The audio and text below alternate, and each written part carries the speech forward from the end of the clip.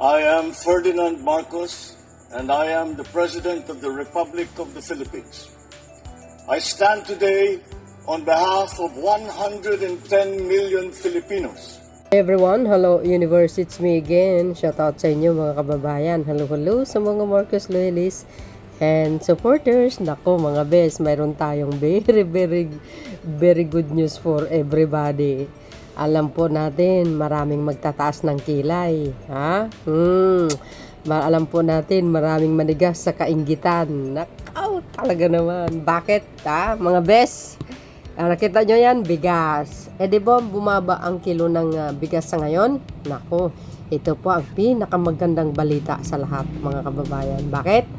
Di ba lagi nilang binubuli, kumbaga ginagawang dahilan para sirain ng Pangulo yung 20 per kilo na sinabi ng Pangulo noon na pangarap niya lang. Di ba sinisiraan siya? Grabe yung paninira sa kanya na puro daw pangako, hindi natupad, o sinungaling daw ang Pangulo. Agay, samantalang si Digong 7 kilo per kilo na pangako niya noong 2018 sa sunan niya na sinabi niya. Hindi po natupad yun, napako. Pero si PBBM, hindi naman pangako yun. Yung 20, pangarap lang naman yun. Pero dahil dito mga kababayan, bumaba ang mga presyo ng bigas. Naku po, parang bumagsak na yata ang presyo ngayon. Ito, basahin ko Naku, shout out sa mga Marcos loyalists and supporters, Filipino and OFW.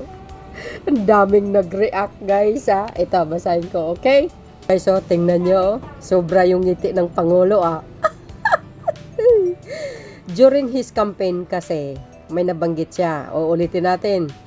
Gusto niya sana, pangarap niya na naway mapababa ang kilo ng bigas sa 20. Di ba? Sabi nga ng iba, mahihirapan ang Pangulo na abutin yun. Actually guys, ito marami pong mga political analysts na ina-underestimate, hindi naman lahat, ina-underestimate ang kakayahan ni Pangulong Marcos Jr. Ang dami talaga, as in, nababasa ko po yan. Siyempre, nandito po yung mga salot sa lipunan, hindi daw kayang ibaba. Sabi nila, sobrang pambubuli baga. Sobrang yung paninira nila. Ina-underestimate nila ang isang Pangulo na tahimik lamang pero mapanganib kung gumalaw, mga bes. Ay, ako masaya ako. Sabi diyan, isang pangakong tinupad ni Pangulong Marcos para sa bawat pamilyang Pilipino. Agay, marami po guys ang magre-react. Siyempre, majority na bumoto kay Pangulong Marcos Jr. except yung anti-Marcos. Siyempre, masaya sila. Ay, kasama na po ako doon. Bakit? Ito. Nakita nyo yan, guys. OMG. Good news. Sabi ko sa inyo masyado niyong minamaliit yung Pangulo ko. Ngayon, isusupalpal niya sa pagmumukha niyo. Good news. 20 kilong bigas sisimula na sa Visayas. Goes. Sabi sa inyo Ay, naku, natutuwa ako. Sobrang katuwa ako. Bakit? Supalpal ito sa mga nagbabati ko sa Pangulong Marcos Jr. Hindi lang yan. Malaking sampal yan sa mga pinuno nyo.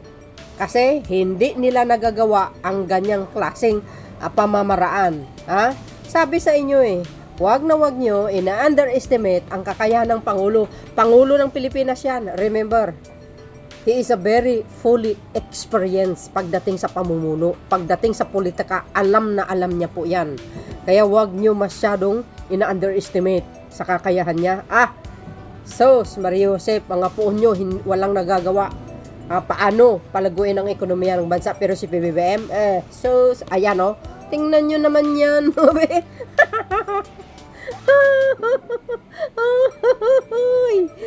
You see? Mr. President, bakit naman kasi ginagalingan mo? Ang daming nagagalit tuloy sa'yo ngayon sa comment section. Ay, mga kababayan, nagsusulputan yung mga bitter, yung mga salot sa comment section. Hanggang eleksyon lang daw yan. Babalik na daw sa 50. Masyado yung minamalitang Pangulo. Ngayon, napahiya kayo. Dahil napahiya kayo, hindi kayo nahiya sa sarili nyo, nakikinabang pa kayo. Huwag nyo sabihin hindi kayo makinabang. Sige nga, mga DDS, mga anti-Marcos, imposible. Tain nyo, imposible. Makikinabang kayo lahat. Si PBBM, ginagawa niya yan para sa mamamayang Pilipino, hindi lang sa isang kulay. Yan ang communication office. Ano sabi? 20 kilo na bigas mabibili na sa Visayas. Ipapatupad na ang pagbibenta ng 20 kada kilo ng bigas sa Visayas matapos ang pulong ni Pangulong Ferdinand R. Marcos Jr. sa mga gobernador ng rehiyon ngayong Abril 23, 2025. Ayun! Inanunsyo ni DS Secretary Kiko Laurel Jr. ang hakbang bilang kataparan sa pangako ni PBBM na pababain ng presyo ng bigas para maibsan ang gastusin ng pamilyang Pilipino. Agay! Ito, except lang yung mga mayayaman na yan, kahit 50 pang kilo, 100, kayang-kaya nila. Ito guys, ang inaalala ng Pangulo, yung mga maralita, yung mga kulangang kita, ganon. Kaya niya ginagawa yan. Ngayon, sa akin, correct me if I'm wrong, sa nakikita ko kung bakit itong magandang pamamaraan ng Pangulo. Ano ba ang magandang pamamaraan ng Pangulo? Tingnan nyo. Ano nangyayari ngayon guys? Punong-puno ng stock ang NFA warehouse. Yan ang pakatandaan nyo. Punong-puno, sinasabi ko sa inyo Tingnan nyo yung idea ng Pangulo. Napakagaling, di ba? Ang galing niya. Tahimik lang yan, pero hindi po natin alam ano bang klaseng solusyon, ano bang klaseng pamamaraan, bakit itong 24 kilo na ito matutupad na. Inuna lang ang Visayas region. Susunod na yan dito sa atin NCR at saka Mindanao. Hindi natin alam kung anong klaseng pamamaraan ang ginagawa ng Marcos administration. Kasama po ang kanyang mga gabinete. Yang hindi po natin alam.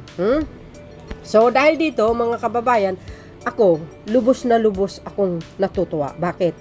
Siyempre, actually guys parang mali nga itong post ng Presidential Communication Office Sabi niya kasi ito pangako Yung sa video ni Pangulong Marcos Jr., everybody knows that nung campaign period niya, sinabi niya po yan pangako, pangarap, hindi po ang pangako. Well, anyway, okay na rin itong sinabi ni Communication Office, ni PCO. Walang problema doon, pero sabi ko, parang mali lang.